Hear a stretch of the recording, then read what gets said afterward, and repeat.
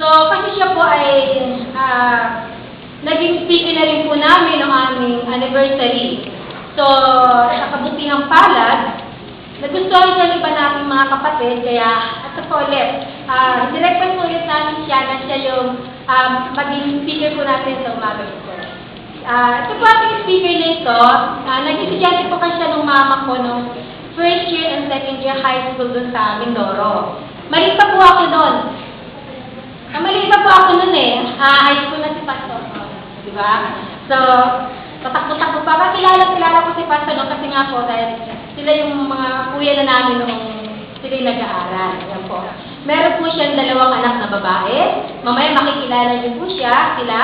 At syempre, meron din siya nag-iisang asawa. Andito po si Ma'am Sarmiento. Ma'am, pwede po ba tayong tumayo para makilala po nila? Ayan.